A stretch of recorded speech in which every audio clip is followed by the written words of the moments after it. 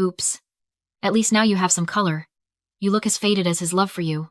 The red wine hit my chest before I even saw the glass tilt. My stepsister, Caitlin, didn't apologize. She stood there in her custom morning couture, smiling as the dark stains spread across the only black dress I owned. Around us, the chatter of the funeral reception died instantly. Don't just stand there dripping, Giselle, my stepmother, Brenda, snapped from behind her. She shoved a heavy silver tray into my hands. If you're going to look like the help, you might as well act like it. Serve the champagne. Guests are thirsty. Before I tell you exactly how I wiped that smirk off her face forever, drop a comment and let me know where you're listening from and what time it is for you right now. I'd love to know who's part of our community. The kitchen door swung shut behind me, severing the noise of the party like a guillotine. The air in here was cool, sterile, and smelled of lemon polish, the scent of my life for the last 5 years. I walked to the sink, grabbed a bottle of club soda, and started scrubbing the wine stain on my chest. It didn't budge. The red mark sat there like a target. I looked at my reflection in the stainless steel fridge. I am 25 years old. I have a degree in business management that I earned at night while changing Grandpa Arthur's oxygen tanks during the day. But to the people in the other room, I am just Giselle, the inconvenient leftover from a marriage they want to forget. For years, I asked myself the question every victim asks. Why? Why was Brenda so cruel?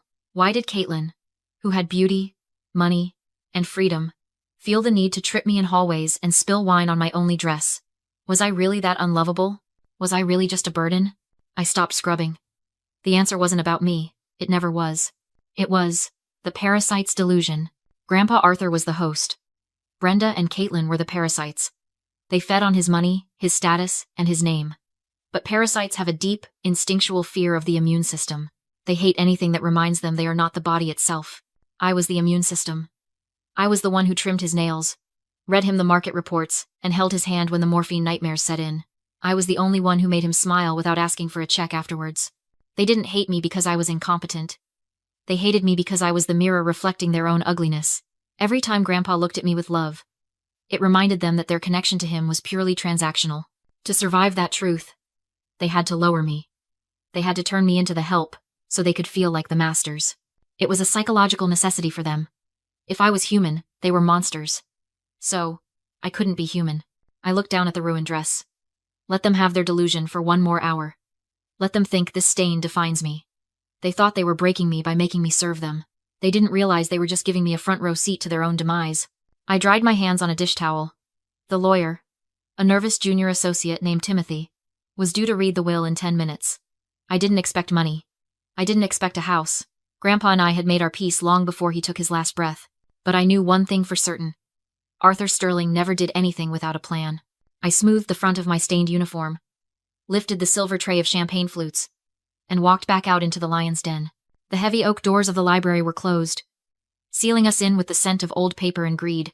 The family lawyer, Timothy, sat at the head of the mahogany table, looking like a child wearing his father's suit. He adjusted his glasses, his hands trembling slightly as he picked up the leather-bound document. Brenda sat to his right, already posed like the grieving widow, though her eyes were dry and sharp. Caitlin was scrolling on her phone, bored. I stood near the door, holding my tray, invisible. We are gathered to read the last will and testament of Arthur Sterling, Timothy began, his voice thin. The reading went exactly as they expected. To Caitlin, his beloved granddaughter, he left $5 million in cash, accessible immediately. Caitlin actually yawned, muttered cool, and went back to her phone. $5 million. Dismissed with a yawn. To Brenda, his devoted wife, he left the penthouse in Manhattan and a life estate in this very mansion. That meant she had the right to live here until she died, though she didn't own the deed. Brenda smiled, a satisfied, predatory curl of her lips. It's what he would have wanted. He knew I couldn't bear to leave our home. Our home. She'd spent every winter in street barts complaining about the drafty hallways. And finally, Timothy said, clearing his throat. He looked at me, pity in his eyes. To Giselle. The room went silent. Brenda turned, her gaze locking onto me. Go on, she urged. Let's hear what he left the help. Timothy reached into his briefcase and pulled out a single, thin, yellowed envelope. It was sealed with Scotch tape. It looked like something you'd find in a junk drawer. He slid it across the polished table. He left you this. I walked forward, my legs heavy. I picked up the envelope. It weighed nothing. Brenda snatched it from my hand before I could even look at it. She held it up to the chandelier light, squinting. Then she laughed. It was a harsh, barking sound. It's probably his unpaid medical bills, she crowed. Or maybe a list of chores he forgot to assign you. She tossed it back onto the table like it was contaminated. He knew you were used to being a servant, Giselle. He didn't leave you money because he didn't love you. He knew you wouldn't know what to do with it. You're just not quality. The words didn't cut because they were cruel. They cut because a small, terrified part of me believed them. I looked at the envelope. Was this it? Was this really how he saw me? Just the girl who changed the tanks? The granddaughter who wasn't worth a single dollar of the empire he built? Brenda leaned back, sipping her champagne. Don't look so tragic. We'll let you stay in the servants' quarters for a few weeks. Until you find a shelter. The pain in my chest was so sharp I couldn't breathe. It wasn't about the money. I would have lived in a cardboard box if it meant I had his love. But this silence from the grave felt like a rejection so total it threatened to erase me. Let me get rid of that for you, Brenda said, her voice smooth as oil. She reached across the table, her manicured fingers aiming for the yellow envelope. Trash belongs in the trash, Giselle. We don't want you hoarding garbage in the house. It attracts rats. For the first time in 5 years, my body moved before my brain did. I snatched the envelope off the mahogany surface with a speed that startled us both. My chair screeched against the floorboards as I stood up. Don't touch it, I said. My voice was low, shaking, but it didn't sound like the obedient servant anymore. It sounded like a warning. Brenda recoiled, her hand hovering in midair. Excuse me? Did you just raise your voice at me in my own house? I'm leaving, I said. I didn't wait for permission. I turned and walked out of the library, clutching the thin paper square to my chest like it was a shield. Behind me, I heard Caitlin snicker.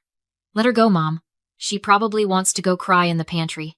She wasn't wrong about the location, but she was wrong about the tears. I didn't go to my room. I went to the butler's pantry, a narrow, windowless room between the kitchen and the dining hall where I had spent thousands of hours polishing silver. It was the only place in this sprawling mansion that felt safe. I locked the door. My hands were trembling so hard I almost ripped the paper as I broke the seal. I slid the contents out onto the cold granite counter.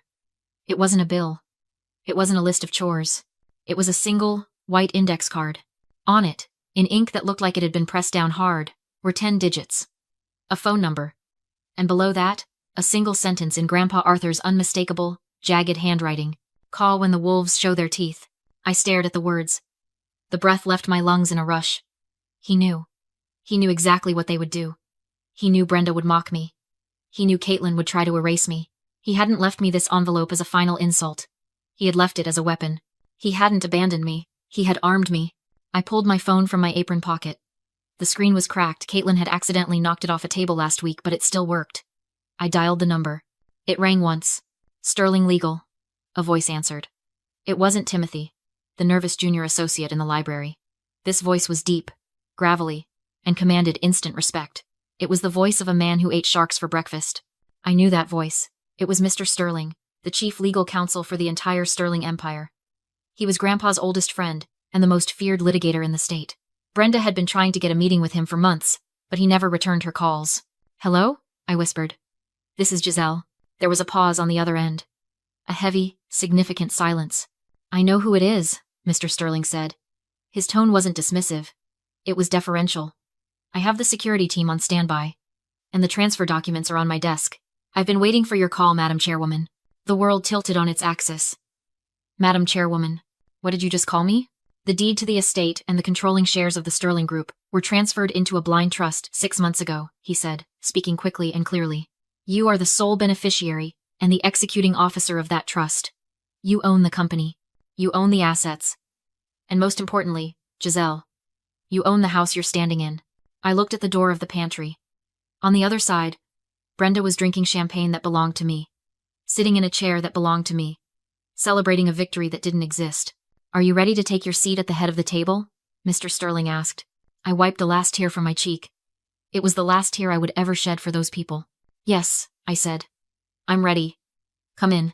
I pushed the pantry door open and stepped back into the hallway.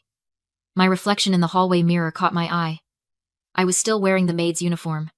I still had the wine stain on my chest. My hair was still pulled back in a severe, servant-like bun. But something behind my eyes had changed. The girl who used to flinch at the sound of Brenda's voice was gone. In her place was the CEO of the Sterling Empire. I walked into the library. The atmosphere was thick with self-congratulatory greed. Caitlin was already online, looking up luxury cars. Brenda was on the phone, likely bragging to one of her Hamptons friends about the Manhattan penthouse. When she saw me, Brenda didn't even look up from her phone. She just extended her empty champagne flute in my direction, snapping her fingers. "Finally," she said, her voice bored. "Top me off, Giselle. And try not to spill it this time. This carpet is silk." I didn't move. I didn't take the glass. I just stood at the head of the table, directly opposite her. "No," I said. The room went dead silent. Brenda lowered her phone slowly. Her eyes narrowed. "Excuse me? What did you just say to me?" I said no. My voice was calm, steady, and loud enough to reach the corners of the room. "I'm done serving you, Brenda." Brenda stood up, her face flushing a dangerous shade of red. "You ungrateful little leech. You think because your grandfather left you a scrap of paper you can grow a spine? Get out. Get out of my house before I have security throw you out." "That won't be necessary," a deep voice boomed from the doorway. The double doors swung open. Mr. Sterling strode in, flanked by 4 men in dark suits who radiated a very different kind of authority than the event security Brenda had hired. Timothy, the junior lawyer, practically fell out of his chair. "Mr. Sterling?" Timothy squeaked. I didn't know you were coming." Brenda looked confused. "Who is this?" Mr. Sterling ignored her completely. He walked straight to me, stopped, and bowed his head slightly.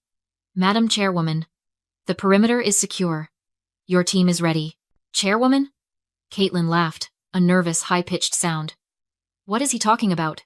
"She's the maid." Mr. Sterling turned to face them. He opened a black leather portfolio and placed a single document on the table. It wasn't yellow or old. It was crisp, white, and stamped with the official seal of the state.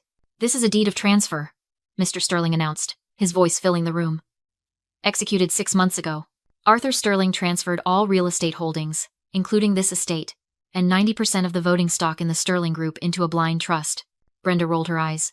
"So? Who controls the trust?" "My husband obviously left it to me to manage." "No, Mrs. Sterling," Mr. Sterling said, his smile thin and sharp as a razor. "He didn't. The sole trustee and beneficiary is Giselle Sterling." Brenda froze. She looked at the document, then at me, then back at the document. That's illegal. He couldn't have. I'm his wife. He gave you the penthouse and the cash as a severance package." "Brenda," I said, stepping forward. "He wanted to make sure you were comfortable while you left. But he didn't trust you with his legacy. He trusted me." "This is my house," Brenda shrieked, slamming her hand on the table. "I have rights." "Actually," I said, picking up the bottle of champagne she had demanded. I poured the expensive liquid onto the carpet, the silk carpet she was so worried about. "You are guests in my house, and you have overstayed your welcome." For a moment, Brenda looked like she'd been slapped. She stared at the deed, her chest heaving, her face a mask of crumbling plaster. But then, a slow, malicious smile spread across her lips. It was the smile of a predator who just found a loose bar in the cage. "Nice try," she purred. She reached into her clutch and pulled out the copy of the will Timothy had given her. She flipped to page 4, her movements sharp and jerky. "You think you're so smart, little girl. But you forgot about the codicil." She slammed her finger onto the paper. "Read it, paragraph 7. Regardless of ownership transfer, Brenda Sterling retains a life estate in the primary residence for the duration of her natural life." She lifted her chin, eyes blazing. "I have the legal right to stay here until I die. You may own the house, Giselle, but you can't remove me. I'll live here and make your life hell." Mr. Sterling only nodded. She was right on paper. The life estate meant Grandpa had promised she'd never be homeless, and she planned to weaponize that mercy. Brenda screamed at security to leave, claiming we were the intruders. For a moment, she had won. But narcissists don't stop when they win, they destroy. Her gaze locked on the Ming vase, the most precious item in the room. Before I could stop her, she grabbed it and hurled it to the floor. It shattered like a gunshot, shards skidding across the marble. She smirked, expecting tears.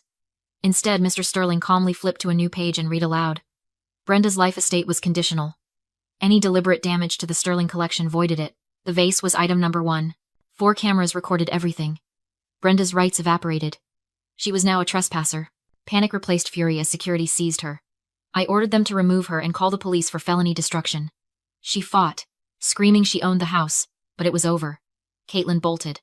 The doors slammed, and peace dropped into the room like cleansing air. Sterling finalized the transfer. When they left, I sifted through the broken ceramic and found a hidden Polaroid grandpa holding me as a baby. with a message on the back. My greatest treasure. Tears came not from loss, but release. Grandpa hadn't left me a vase, he left me proof of love and belonging. I poured out Brenda's champagne, lifted a glass of water to the moon, and whispered, "To us, Grandpa," and to trash taking itself out. Freedom tasted cold and clean,